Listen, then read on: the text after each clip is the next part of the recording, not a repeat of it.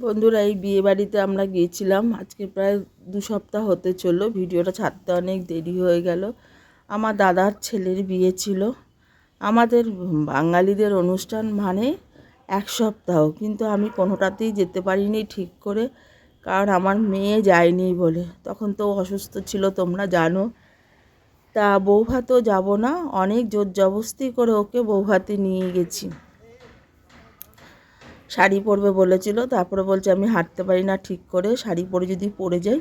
তা জামা পরেই গেছে। যাই হোক, অনেক রাজি করিয়ে রাত্রি 10:30টার সময় আমরা গেছি, কারণ ওরা অফিস থেকে এসেছে। ছেলেকে তো দেখলে রাস্তা দিয়ে ব্লেজার পরতে পরতে যাচ্ছে। আজকে সারাদিন অন ছিলাম না, মনটা খুব একটা ভালো না। মেয়েটাকে নিয়ে দৌড়ালাম কতদিন, আজও মেয়েকে নিয়ে ডাক্তারের কাছে যাব।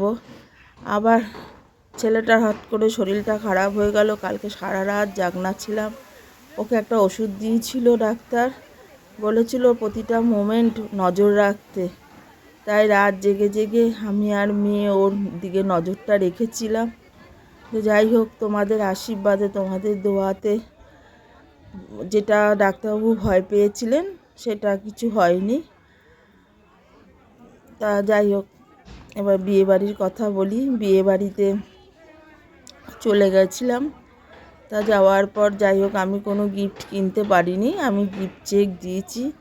এবারে ওই যে আমার দাদার ছেলে আর দাদার ছেলের বউ, তখন ফটোশ্যুট, এখন তো ফটোশ্যুটেরই মেলা, সারাক্ষণ ফটো তুলছে। তা আমাকে বলছে পিসি তোমাকেও ফটো তুলতে হবে। তা আমি বললাম না, আমি ফটো তুলবো না। বলে হবে না। তাই যাই হোক, পরপর সবাই ফটো তুলছে। আমি আবার একটু বৌদির সাথে গিয়ে কথা বললাম, বৌদি রাগ করেছে, যেতে পারিনি।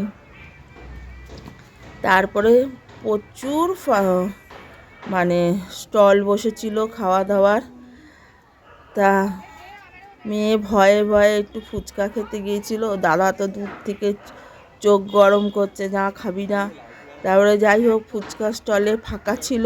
যেই ও গেছে, এবার দাদা, বোন, মানে মাস্তুতো বোন, মামাতো দাদা সব মিলে গিয়ে হাজির হয়েছে যে আমাদের খাইয়ে দে খাইয়ে দে। ও মনে হয় 2টো খেয়েছে, বাদ বাকি ওদেরকে খাইয়ে যেই দাদা বকা দিয়েছে অমনি বেরিয়ে চলে এসেছে। তারপর আমরা চলে গেলাম, কোথায় গেলাম জানি, তার মধ্যে মেয়ে হাঁটছে, বলছে একটু দেখো তো আমাকে বোঝা যাচ্ছে কি না। আমি বললাম না না, বোঝা যাচ্ছে না, তুই হাঁটা চলা কর, কেউ ধরতে পারছে না। খুব কষ্ট করে হাঁটছে, আমি বুঝতে পারছি, যাতে কেউ বুঝতে না পারে, কেউ জিজ্ঞাসা না করতে পারে। আর ওই একা একা থাকছে, কেউ দেখলেই জিজ্ঞাসা করছে, ওটা ওর ভালো লাগছিল না। তারপর দেখি অত রাত কফি আছে, তা আমি একটু কফি খেতে গিয়েছিলাম। ছেলে বকা দিচ্ছে, কেউ না, এমনি রাতে ঘুমাও না, এত রাতে যদি কফি খাও তোমার আর ঘুম হবে না। তাই বললাম ঠিক আছে। তারপরে গিয়ে দেখি এখানে বেবিকর্ন, পনির এইসব এখনও রয়েছে স্টার্টারে। তা মনা বলছে মা পনির খাবে? তা আমি বললাম হ্যাঁ একটা নে।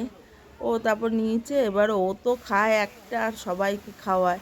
আর ও আমার সাথে গেলে আমার অনুষ্ঠান বাড়িতে খাওয়া দাওয়ার কোনো কষ্ট হয় না, কারণ আমি ওসব নিতেও পারি না, কারোর থেকে খাবার চাইতেও পারি না। যাই হোক, এই ঘুরে টুরে চলে গেলাম মেন কোর্সে।